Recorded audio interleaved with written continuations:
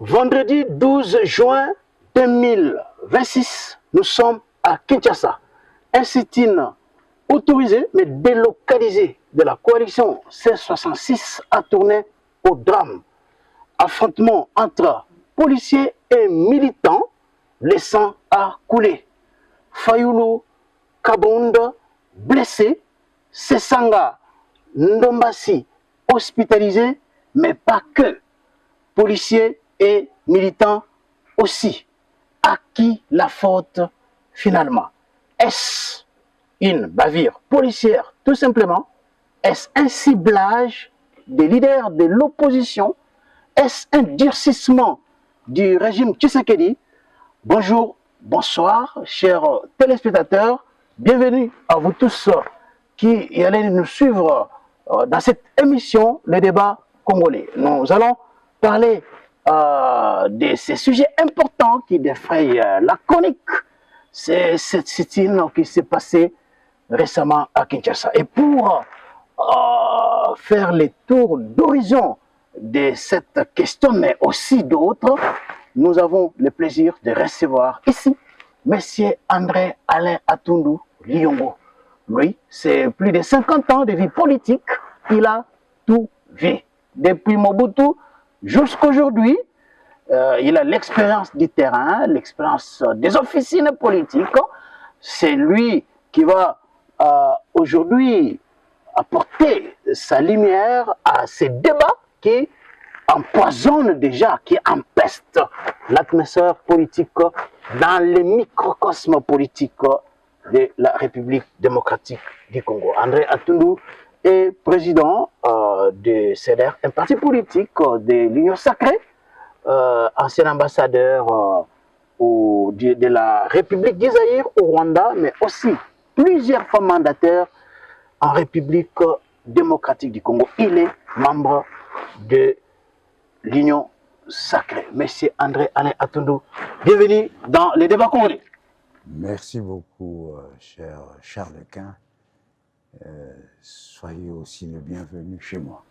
Merci beaucoup. Ça fait un bon bout de temps que nous ne vous avons pas reçu dans cette émission. Aujourd'hui, vous nous avez donné l'occasion d'être avec nous dans le débat congolais.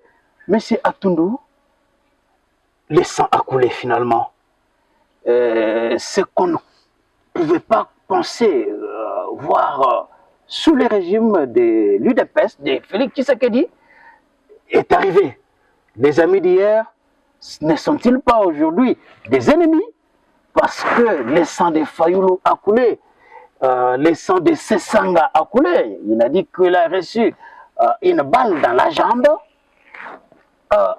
Votre réaction à chaud lorsque vous avez vu la manifestation de l'opposition finalement tourner au drame?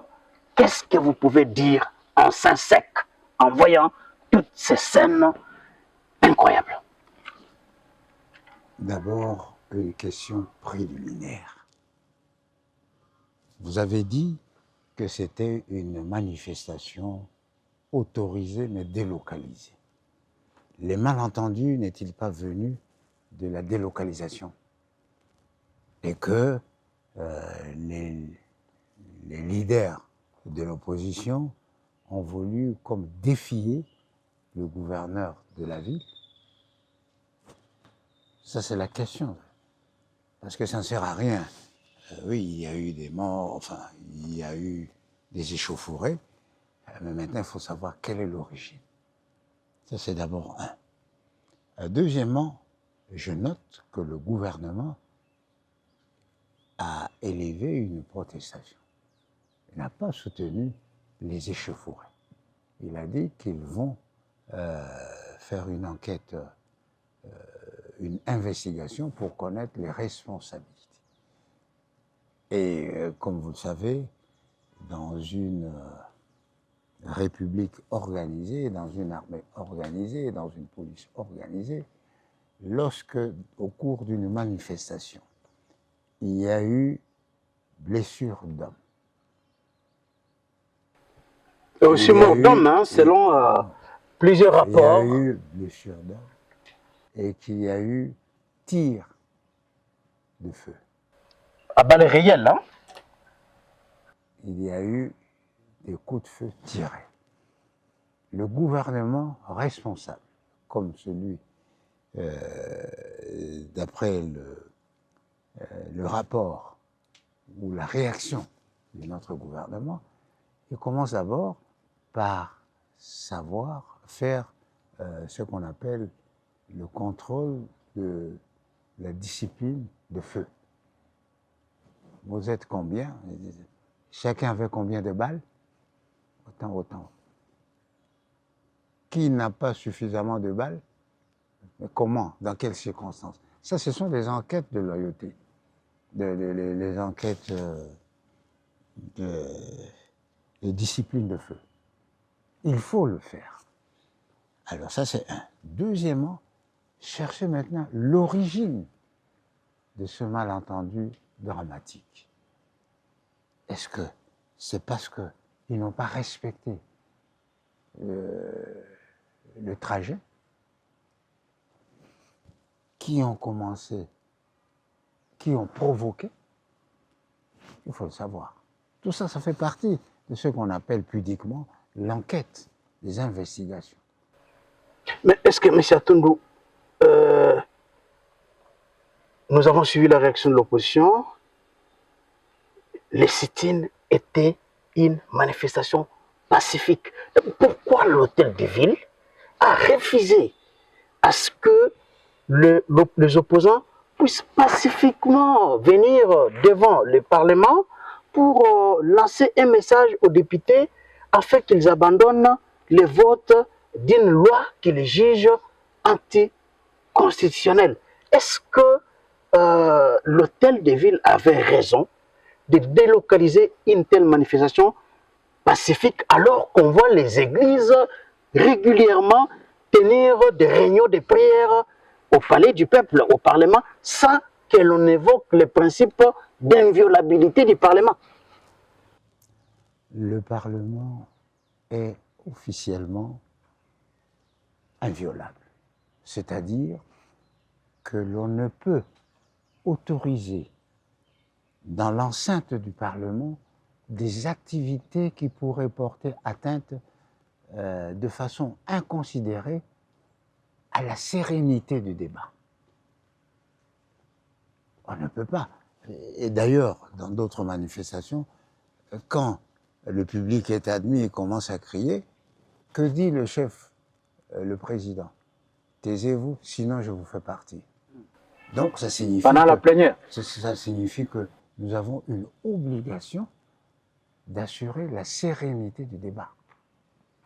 Or, le fait de ne pas suivre la délocalisation, le fait d'avoir comme objectif le Parlement, le fait d'avoir comme objectif les parlementaires, mais sans qu'il y ait un mémorandum à déposer auprès du président, eh bien cela signifie que c'est une manœuvre qui n'était pas préparée, en tout cas qui n'a pas une bonne issue, et donc c'est une manœuvre à prendre avec beaucoup de considération, parce que l'autorité ne peut pas être dépassée, soi-disant, parce qu'il y a démocratie, parce que... Non. Donc, il aurait fallu obligatoirement qu'il y ait un mémorandum. C'est dit dans quel texte de loi? Mais quand on dépose le mémorandum, c'est dit dans quel texte? Le mémorandum est l'aboutissement d'une organisation. Nous venons de Limete, de Tchangou, nous irons au Parlement. Qu'est-ce que vous allez dire au Parlement? Ah, nous allons appeler le président du Parlement, voilà ce que nous voulons. Parce que leur cri, leur agitation, mais les gens, les parlementaires, n'en ont pas écho. Donc il faut appeler un ayant droit, un responsable, pour qu'il puisse transmettre. S'ils avaient ainsi fait, le directeur, le président du Parlement aurait reçu ce mémo, aurait dit quelques mots, et en rentrant au Parlement, il aurait dit voilà, je suis en retard pour ceci, voici ce qu'ils ont dit. À ce moment-là, le principe de l'inviolabilité du Parlement ne serait pas évoqué, non, s'ils avaient un mémorandum. Non, puisque c'est autorisé. Hein? Le mémorandum ne concerne pas la vague des gens. Les gens seraient restés dehors et les responsables seraient partis s'adresser à un responsable acquis de droit. Mais comment on peut autoriser les églises à faire des réunions, des prières, mais on interdit à l'opposition qui vient seulement se rassembler là sans perturber l'ordre public à faire une activité pacifique? Je vous ai dit que le Parlement est inviolable, sauf exception. Exception. Eh bien, quand l'Église est dit, donnez-nous cet espace, nous allons prier, etc. Surtout que ça se fait au moment où les députés ne sont pas là, ça crée une autre ambiance. Ça crée une autre ambiance. Donc, ce qu'il faut craindre, c'est l'esprit de provocation dans le chef des sponsors de ces marches. Nous allons faire de la provocation, agir par défi pour voir ce qu'ils vont faire. Or, vous le savez, la police nationale a l'obligation de maintenir l'ordre public, la moralité publique et le respect de la légalité. Alors, M. André Atundou, comment expliquez-vous que la police puisse user d'une telle répression, une répression sanglante pour des gens, des leaders de l'opposition qui n'avaient pas même une seule arme blanche, un petit couteau?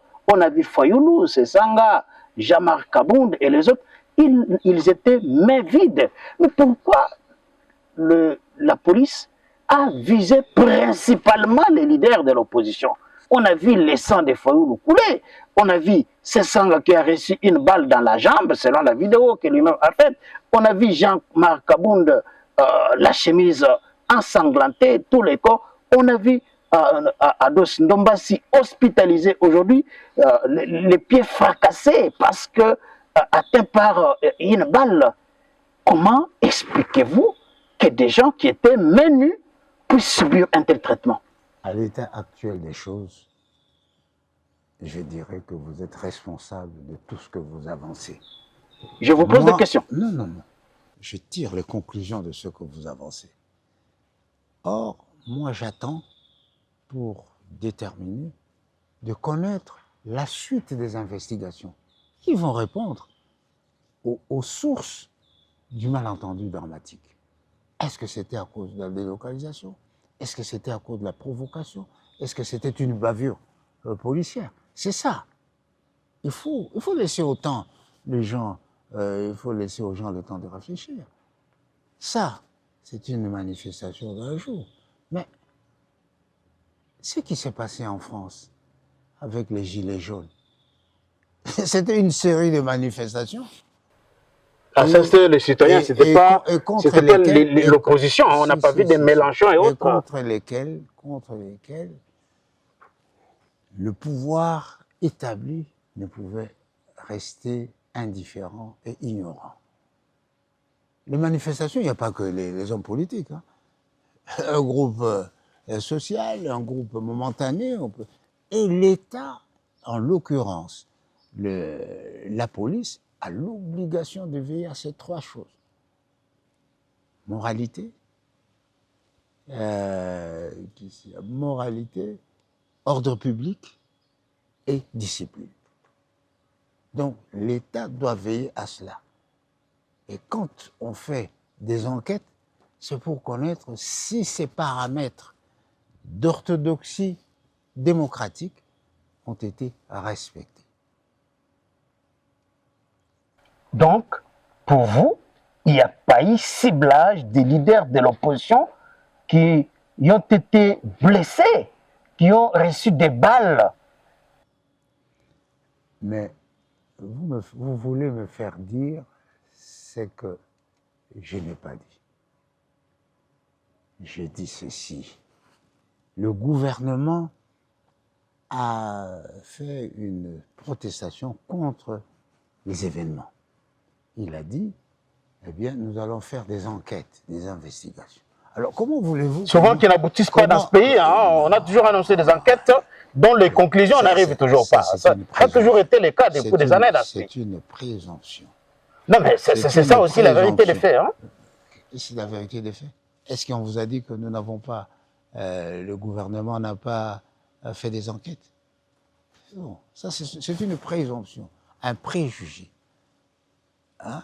Donc, voyons les choses telles que cela se passe ou devrait se passer. C'est ça l'enquête. Est-ce que vraiment, pensez-vous vraiment que sous le régime de l'UDPS, de Félix Tshisekedi, issu d'un parti politique qui a fait tant 7 ans dans l'opposition, on pouvait voir une telle répression des manifestations pacifiques organisées par les anciens ou les alliés de l'UDPS lorsqu'elle était dans l'opposition?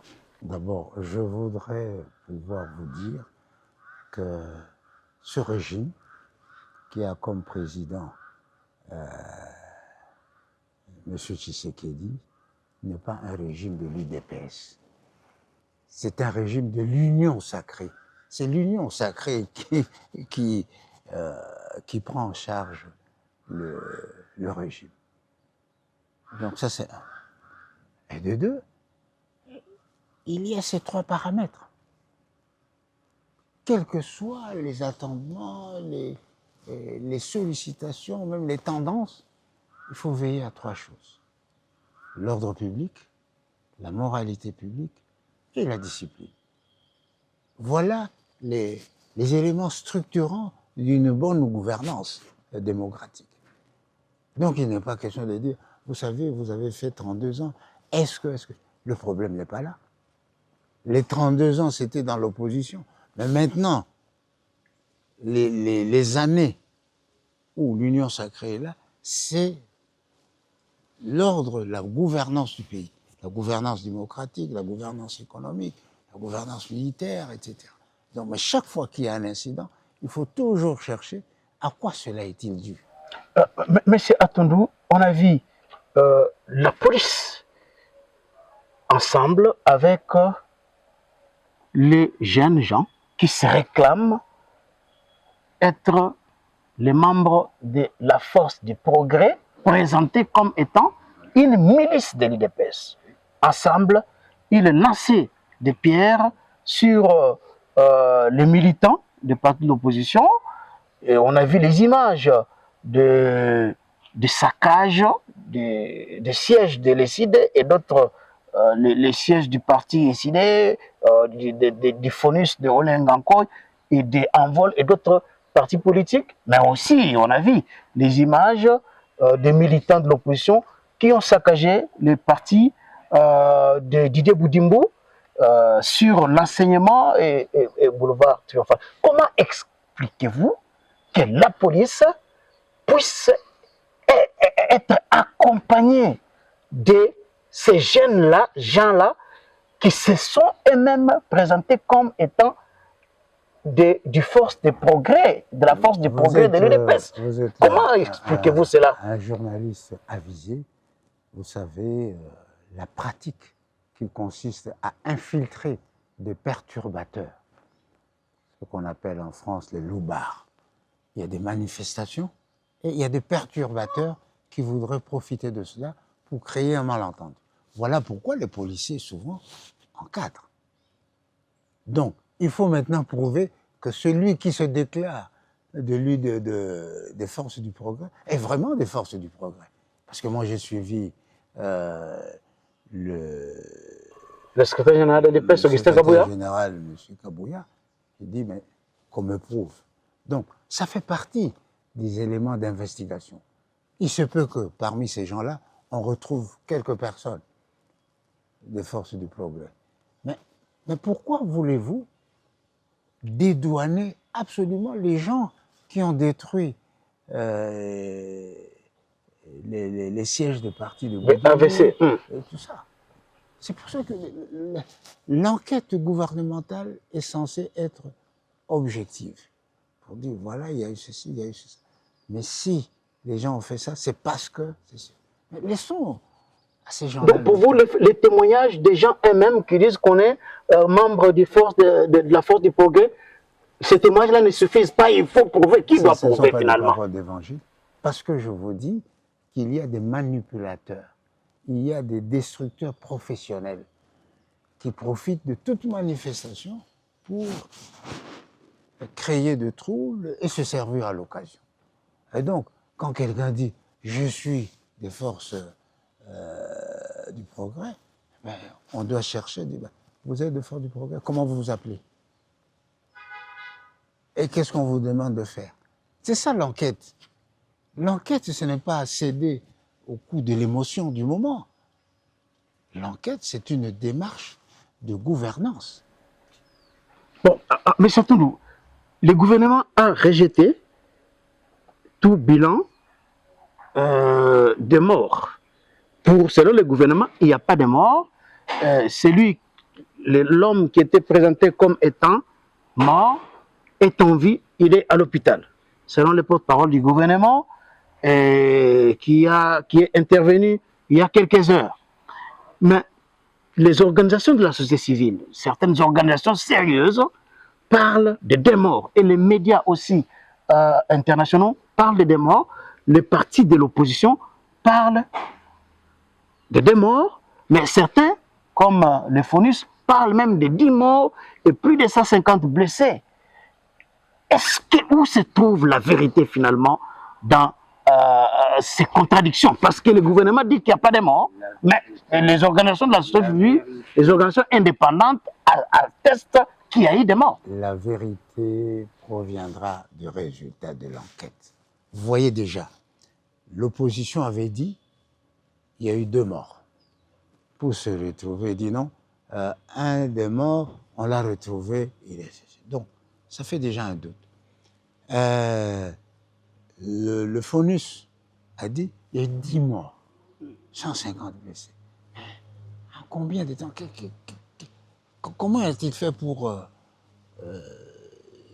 passer de 2 morts ou de 1 mort présumé à 10? Il faut éviter de faire une sorte de manipulation des chiffres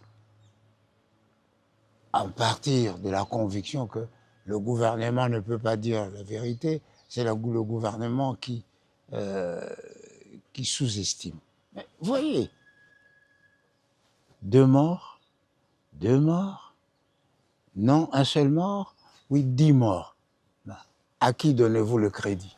Alors, mais non, c'est ça que je dis, à qui donnez-vous le crédit? Voilà pourquoi il faut laisser au gouvernement et aux instances compétentes le temps de veiller à mettre fin à leur investigation. Alors, M. Atundou, Augustin Kabouya, président AI de l'EPS et secrétaire général de l'EPS, a déclaré clairement que l'opposition avait recruté des Koulouna et des Mobondo avec comme objectif incendier les palais du peuple, créer les chaos, parce qu'ils ont reçu l'argent des Kagame, des Kabila, des Moïse Katumbi pour déstabiliser les institutions à Kinshasa.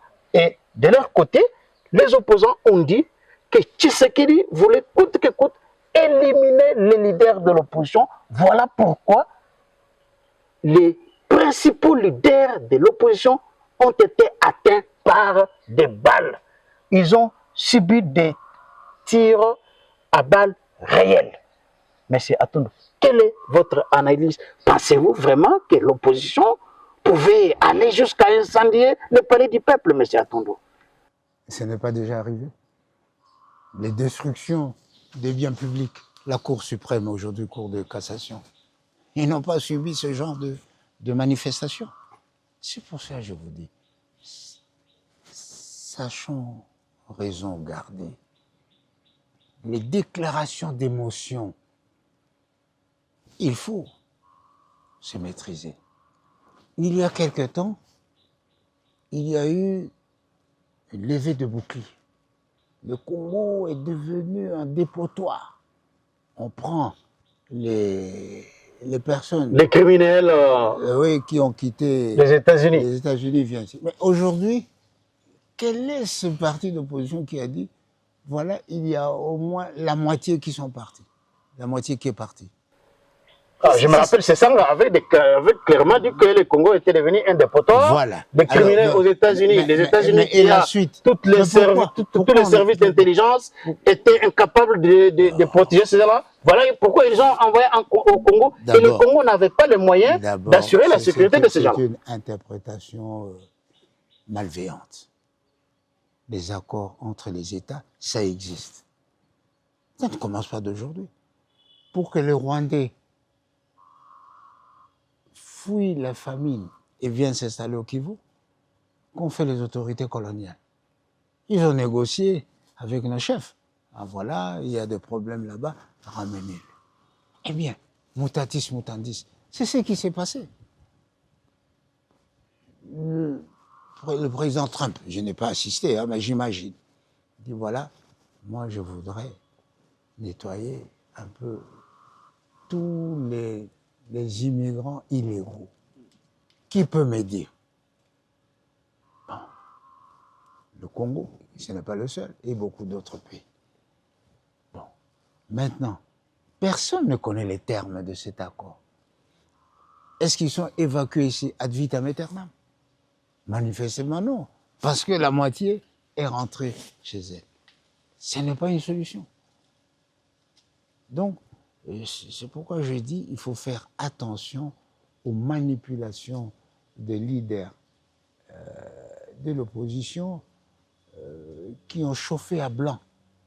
Donc, vous pensez vraiment que l'objectif était d'incendier le palais du peuple, M. Atou? S'il vous plaît, je vous ai dit, est-ce qu'on a incendié la Cour constitutionnelle, oui ou non? Est-ce qu'on a incendié? On l'a incendié. Et le policier, le gendarme, qui a la responsabilité du maintien de l'ordre public, doit veiller à ce que ce genre d'incident n'arrive pas. Mais c'est comme si nous sommes naïfs, en croyant que le mauvais côté, c'est nous, les autres sont des enfants de cœur. Non. Chez nous, nous devons, le pouvoir doit chercher les ripoux, et du côté de l'opposition, ils doivent avoir l'honnêteté de dire que nous avons reçu tel montant, tel montant. Alors, M. Toundou, jusqu'où ira finalement ce choc frontal entre Tshisekedi et opposants? Parce que, je dirais, les nerfs de la guerre,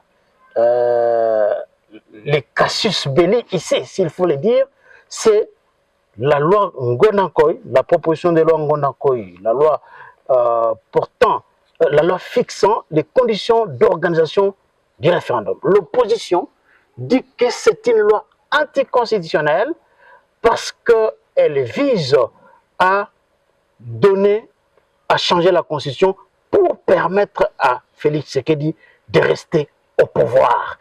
Trouvez-vous normal aujourd'hui que les Congo reviennent encore au débat sur la présidence à vie après l'alternance pacifique intervenue en 2019? D'abord, personne n'a parlé de présidence à vie. L'opposition parle de présidence à vie. Oui, mais pourquoi accordez-vous plus de crédit aux déclarations de l'opposition qu'aux affirmations du gouvernement? Soyons un peu objectifs. Personne n'a parlé. Le combat, vous avez dit que le vote sur le référendum, l'organisation du référendum était un casus belli. Mais c'est un prétexte. Le référendum est prévu dans la Constitution. Et qu'un député dise oui, mais si nous devons l'appliquer, qu'est-ce que nous allons faire? Il propose une loi. Une temporelle suspecte, comme c'est le Il n'y a pas de temporelle suspecte. Il n'est pas dit dans la Constitution que s'il reste 2 ans, 3 ans de mandat, on ne peut plus organiser de référendum. Ce n'est pas une temporelle suspecte. Donc, il faut il faut éviter de se laisser manipuler par les gens dont l'objectif réel est le partage du pouvoir et peut-être même le glissement. Donc, nous devons, bien sûr, ils ont le droit de penser ce qu'ils veulent, mais on ne peut pas criminaliser l'exercice d'un droit. Même si... Organiser, prendre les modalités pratiques de l'organisation du référendum, vous dites, il ne peut pas le faire. Mais la Constitution le dit. C'est un complément aux dispositions de la Constitution. Bon, M. Toundou, ici, il y a un débat des juristes, des constitutionnalistes sur l'article 5 de la Constitution, ceux qui pensent que le peuple paie tout, même changer les constitutions, alors que ce peuple a voté une constitution, a accepté une constitution au référendum de 2005. Et aujourd'hui, le même peuple-là, qui jusque-là ne s'est pas exprimé publiquement, clairement. Vous ne contredisez pas. Vous aviez dit que le peuple s'est exprimé par l'opposition. Maintenant, vous dites que le peuple ne s'est pas exprimé. Non, je n'ai pas dit que le peuple ne s'est pas exprimé. Ce sont les leaders de l'opposition. Accompagnés du peuple. Non, quel peuple?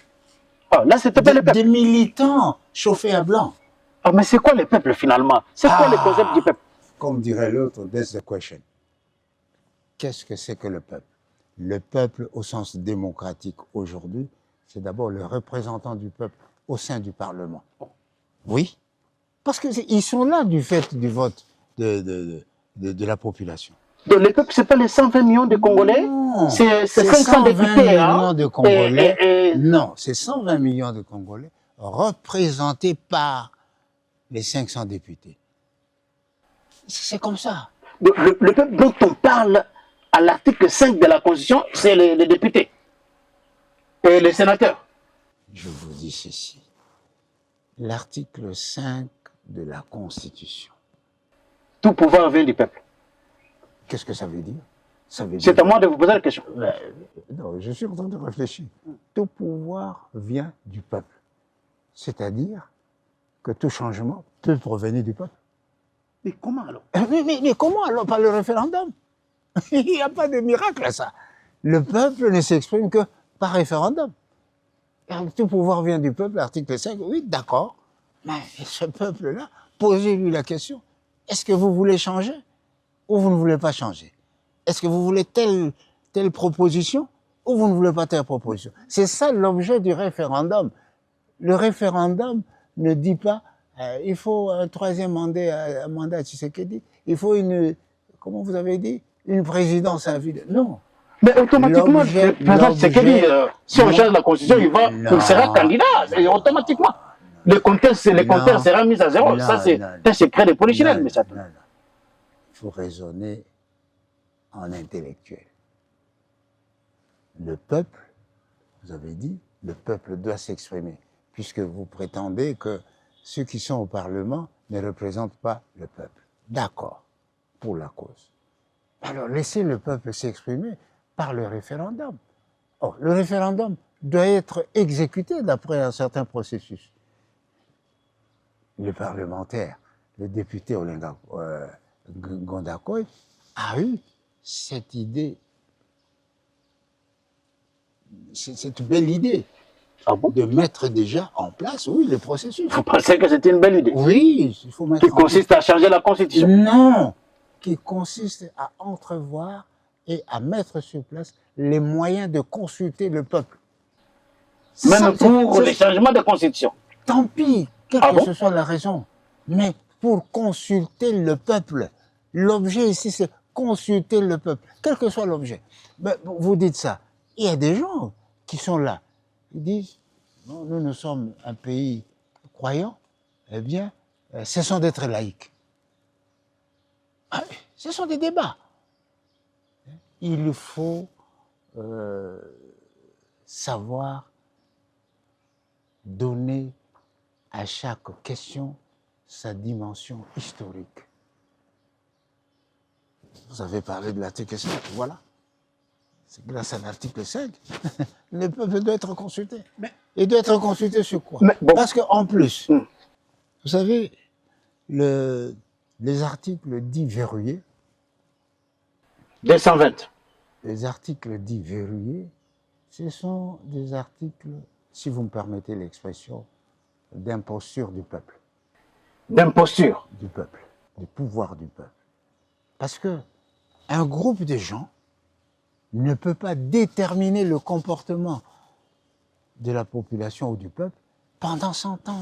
Non. Dans les dispositions dites intangibles, il y a deux types de dispositions intangibles. La première disposition, elle est structurante de la démocratie, c'est-à-dire la superficie du pays,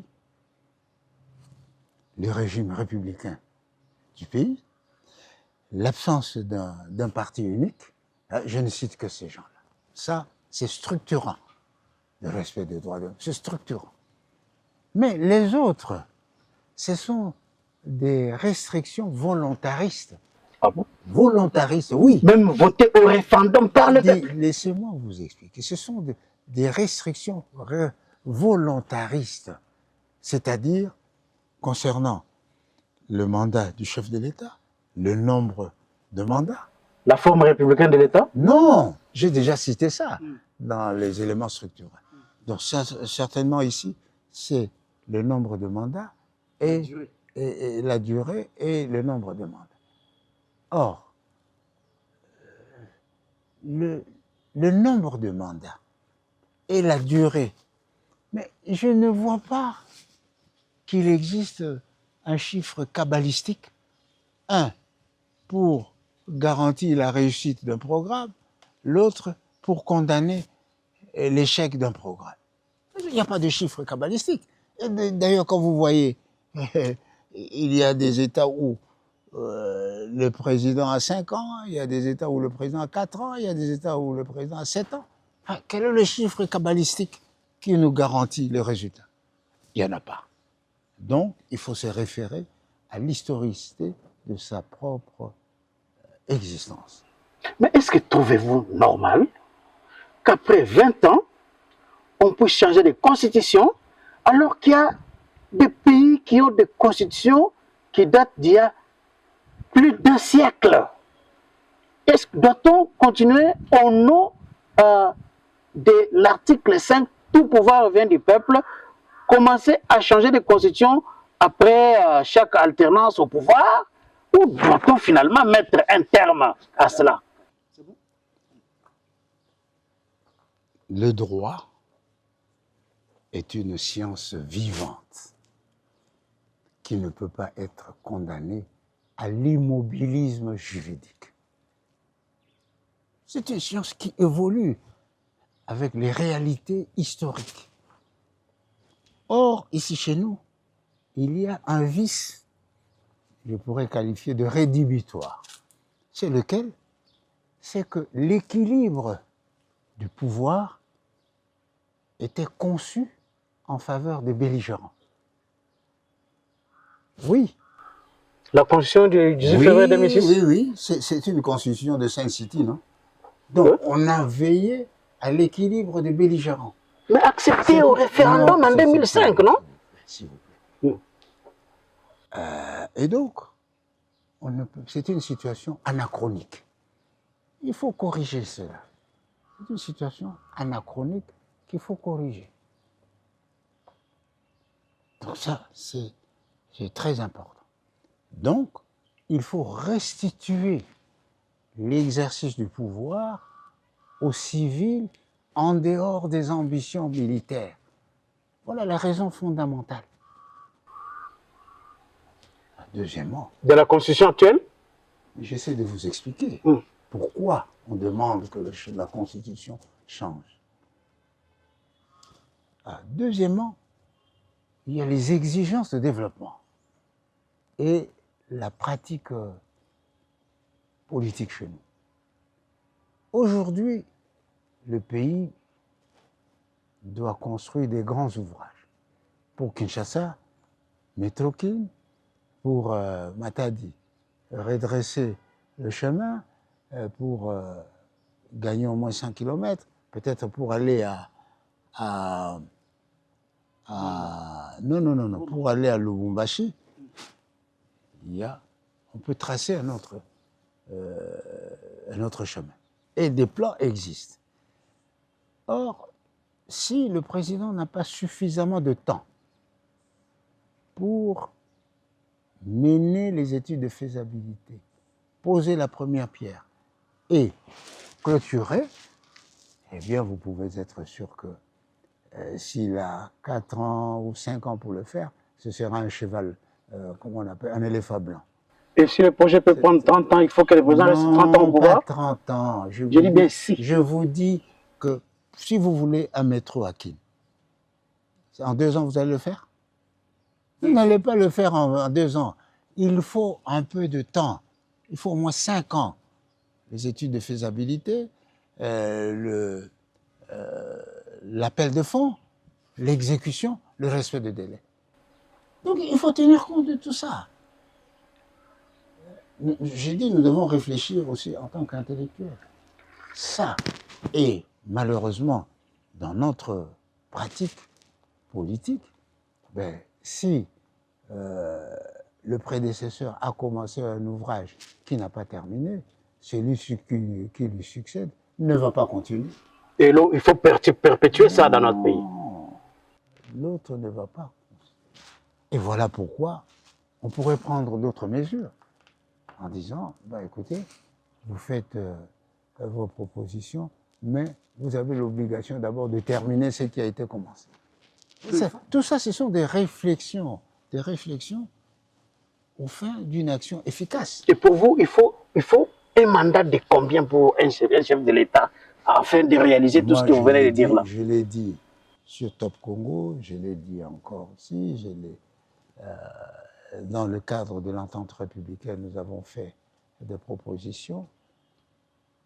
Pour moi, 10 ans de chef de l'État, ça lui permettrait de terminer.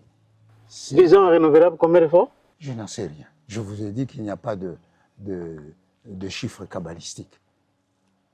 Donc il faut que le président puisse avoir un seul mandat de 10 ans.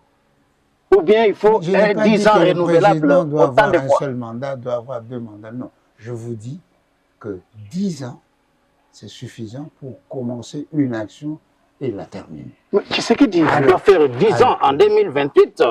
Dans quelles conditions? Dans quelles conditions? Il faut être honnête. Dans quelles conditions? Mais il a tous les pouvoirs. Non. Il n'a pas eu tous les pouvoirs. On peut avoir tous les pouvoirs, mais peut en avoir l'exercice. Mais souvenez-vous des joutes ou même des sabotages au cours du Conseil des ministres. Hein? Au point que le président, Tshisekedi, était obligé de désactiver certains ministres pour qu'ils ne participent pas au Conseil des ministres. Au Conseil des ministres. Mais ce sont quand même des leçons qu'ils tirent. Il faut penser que l'amour de ce pays n'est pas le monopole de l'opposition.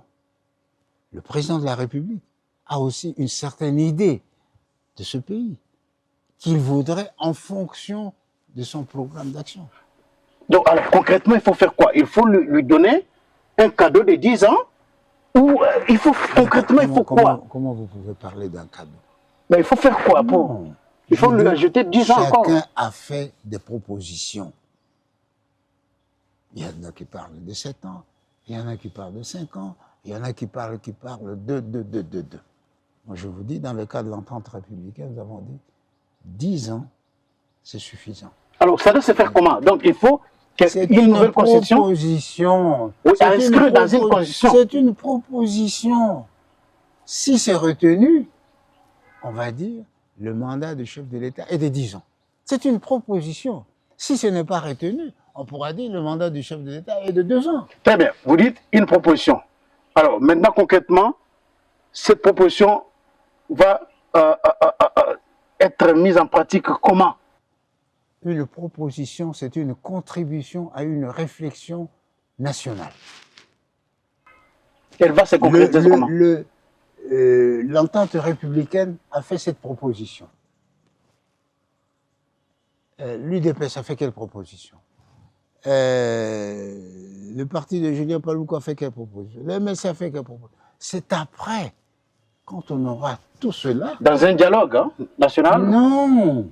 Il faut d'abord que quelqu'un puisse faire le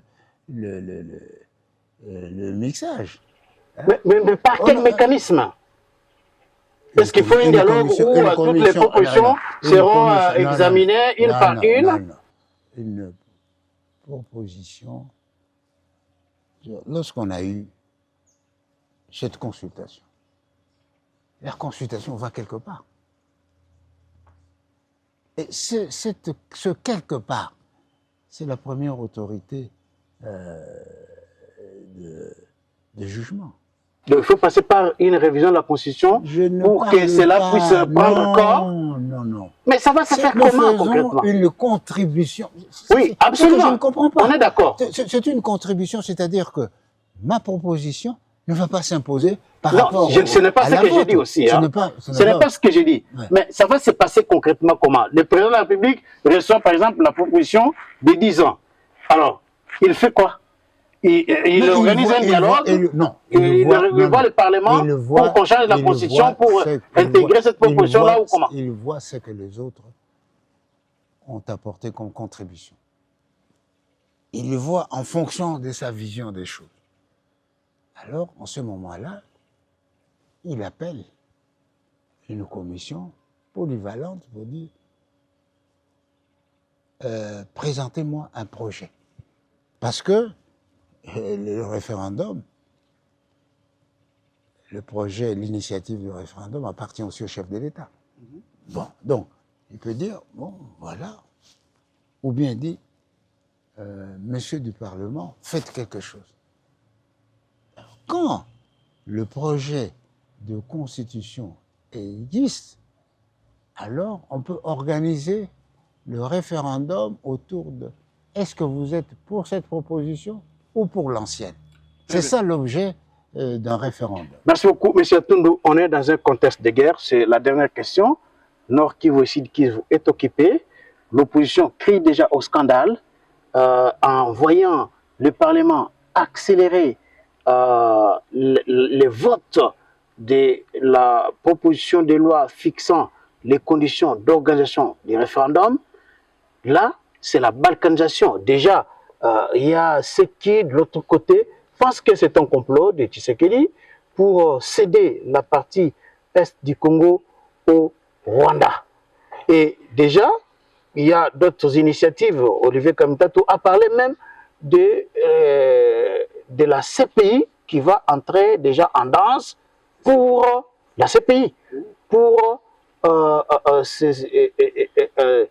s'appesantir sur le dossier de Tshisekedi à cause de tout ce qu'il commet comme crime dans notre pays en tuant les gens et notamment les opposants. La CPI, pour qu'il puisse entrer en action, doit identifier ce qu'on reproche à Tshisekedi ou ce qu'on aurait reproché à Tshisekedi. Ce n'est pas que, oh, vous savez, Tshisekedi fait. Mais il faut identifier, il faut qualifier les faits. Il faut qualifier les faits pour qu'il y ait une suite pertinente. Il ne suffit pas de dire, vous savez, bon, moi on m'a empêché de protester aujourd'hui, donc il n'y a pas de liberté de presse, eh bien ce pays, jugez ces gens-là. Non, les histoires, c'est pas comme ça. Alors, Nord Kivu, Sud Kivu, occupé par le Rwanda et l'AFCN 23, et c'est dans ces conditions ici qu'il faut organiser le référendum? Oui. Pourquoi pas? Ah bon? Pourquoi pas? Parce que le référendum, la condition, un, qu'il y ait un projet. Deux, qu'il y ait un objet. Le 3, consulter le peuple. On va consulter le peuple là où c'est possible. Là où c'est possible, bon, malheureusement, une partie du Nord qui va être occupée, une partie du Sud qui va être occupée, une partie de l'Ituri est un peu occupée. Mais moi, ce qui m'étonne, c'est que l'opposition n'a pas marqué autant d'entrain à réagir et autant de vigueur à réagir lorsque Goma est tombé, Bukavu est tombé. Ils se sont tus. C'est un silence qui frise la complicité. Fayoulou avait parlé et beaucoup d'autres leaders ils n'ont pas marché. Il n'y a aucun rien. Je n'ai vu aucune initiative politique pour dire que nous devons libérer. Est-ce qu'ils ont été aux États-Unis d'Amérique pour dire qu'il faut appuyer Tshisekedi pour qu'on libère? Quand ils vont aux États-Unis d'Amérique, c'est pour dire n'appuyez pas Tshisekedi parce que sinon. Alors, Joseph Kabila a réagi aussi par rapport à la loi Ngondankoy. Il a demandé à chaque famille congolaise de se lever pour faire échec au plan sinistre de Félix Tshisekedi de tuer la démocratie en République démocratique du Congo. Bon, ça, ce sont des propos extrémistes. D'accord? Ce sont des propos extrémistes. Ce sont plus des harangues qu'une exhortation. Il essaie de ranger mais il y a de quoi sourire parfois. Mais le président Kabila a quelle autorité aujourd'hui sur l'ensemble du peuple? C'est un seul président de la République. Non. Bon, et l'actuel n'a pas de droit. L'actuel n'a pas de droit. L'actuel a autant de... Il a des droits qui s'exercent. Ça, c'est un. De deux, il y a quand même l'hypothèque de la condamnation judiciaire. C'est une hypothèque. Parce que, en général, une condamnation judiciaire est assortie du genre, bah, vous ne pouvez pas exercer des activités politiques de telle année à telle année, vous ne pouvez pas faire ceci, vous ne pouvez pas faire ça. Est-ce qu'il s'est plié à ça? Ou bien il le dit par provocation ou par défi? Comme a dit l'autre, eh bien, si Tshisekedi est garçon, qu'il essaye la Constitution. Ça, ce sont des propos de raz-de-pâquerette. Ça n'incite pas à une grande réflexion. Ah bon? Le fait que Kabila s'élève pour défendre la démocratie, qui est en train d'être assassiné par Félix Tshisekedi, selon ses propos, vous pensez que... Par qui? Ce n'est pas parce qu'on n'est pas d'accord sur votre point de vue que la démocratie est assassinée. Qu'il fasse la rétrovision de son règne de 18 ans pour se rendre compte que les exigences de la gouvernance de l'État sont de nature particulière et exigent une fermeté dans la gestion du pays et dans le maintien du cap. Vous n'êtes pas président de la République pour dire oui à tout ce qu'on vous dit. Vous êtes un président de la République pour apprécier et aller dans le sens qui va de pair, qui va avec votre projet de société ou votre engagement. Donc, vous dites oui au référendum et vous ne craignez pas la balkanisation de la République démocratique du Congo dans l'état actuel des choses? Je vous dis, la balkanisation, c'est une opération qui ne date pas du Congo. Ça vient du Balkan, la balkanisation. Ça, c'est un. Deuxièmement, il n'y a pas que le Congo qui est l'objet de la balkanisation. Vous savez, les États-Unis, une partie, c'est le Mexique qui a vendu. Les États-Unis ont une ambition sur le Canada. Parce que bien avant, ils avaient parlé du Canada, etc. Donc, le Groenland aussi. Voilà, et tout ça. Donc, ça, ce sont des éléments qui structurent la politique et les ambitions. En plus, sur le plan personnel, mais il n'y a pas eu que le Kivu. Hein? Il y a eu les ex-gendarmes Katangais. Il y a eu des rébellions de Moba, etc. Mais la balkanisation est un malentendu. Les gens qui préconisent la balkanisation feignent d'ignorer la résistance du peuple congolais à la balkanisation. Jamais. Donc, il faut avoir le sens des réalités. Merci beaucoup, M. André Alain Atundoluyongo. Merci à vous, chers téléspectateurs. Abonnez-vous massivement sur votre chaîne GCR Congo Télévision. Nous allons vous retrouver très prochainement dans un autre numéro de votre magazine.